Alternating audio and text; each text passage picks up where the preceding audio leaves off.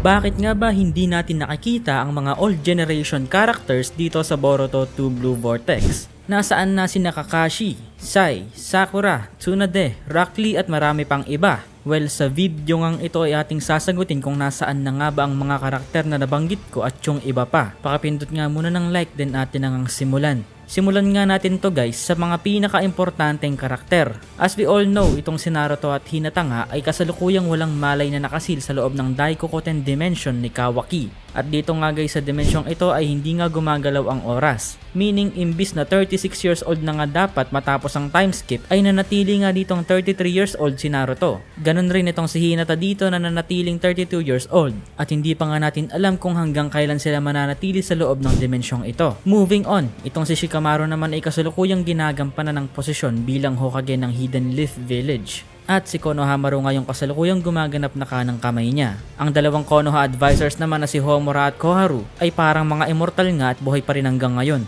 Kabatch pa to na Enrile guys, ay ng mga panahon pa ng dinosaur, mga immortal. And ang dating Hokage naman na si Tsunade ay kasalukuyang nasa edad na 70 plus years old na nga. At sa mga oras nga na ito ay siguradong nililibot ni Tsunade ang buong mundo para uminom at magsugal just like the old days. Habang si Kakashi naman ay unknown pa rin ang lokasyon sa kasalukuyan. Pero malaki nga ang tsansa na nasa Konoha nga itong si Kakashi at malaki nga ang tsansa na may role pa siyang gagampanan dito sa Boruto 2 Blue Vortex. Kahit na nasa 50 plus na nga yung edad ni Kakashi dito sa 2 Blue Vortex. Si Ino Yamanaka naman sa kasalukuyan ay nakita naman natin na pinamumunuan nga ang sensory unit ng Konoha, aiding the Hokage. At yung kanyang asawa naman na si Sai ay kasalukuyang head at leader ng Konoha Anbu Black Ops. And itong si Sakura naman ay pinamumunuan ang medical team ng Konoha. At most probably nga ay tinutulungan nila sa kasulukuyan ng mga injured citizens ng Konoha dahil sa pag-atake ng mga claw grimes ni Code. At ngayon nga ay itong mga Shinju. At maaaring nasa lokasyon nga sila ngayon na itong mga ninja na pinatay ni Jura sa gate ng Konoha. Itong si Rock Lee naman at Choji ay misteryo pa rin ang lokasyon sa kasalukuyan. At mahirap ding malaman kung ano yung status nila. Especially dahil wala naman silang malaking role o ginagampanan na posisyon sa Konoha. Pero maaaring nga guys na maaaring may kinukuk itong si Mr. Kishimoto dito dahil sigurado nga guys na hindi niya hayaang mawalan ng mga silbi ang mga ninja na katulad ni Rock Lee. Sigurado nga nabibigyan niya rin ng justice itong si Rock Lee tulad ng nakita natin noon kay Might Guy. Well, may chance pero hindi ko sinasabing mangyayari to. And speaking of Might Guy,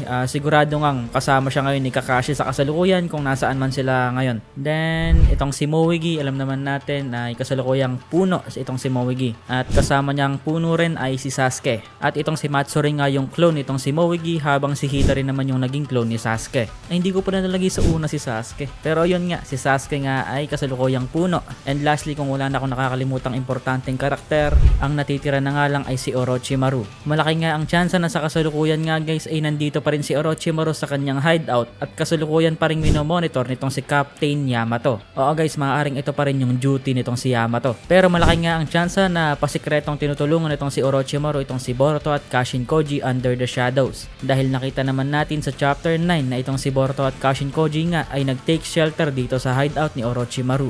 At sigurado nga guys na kapag natapos na nga o nagkaroon na ng ceasefire sa pagitan ng mga Shinju at nila Boruto ay magkakaroon nga tayo ng chapters na magbibigay nga ng mga info kung nasaan na nga ba at kamusta na ang mga old gen characters. At dito rin na ipapakita nila yung backstory at reactions nitong old gen characters dito sa pagkamatay ng Hokage na si Naruto na resulta nga ng omnipotence Shinjutsu ni Eida.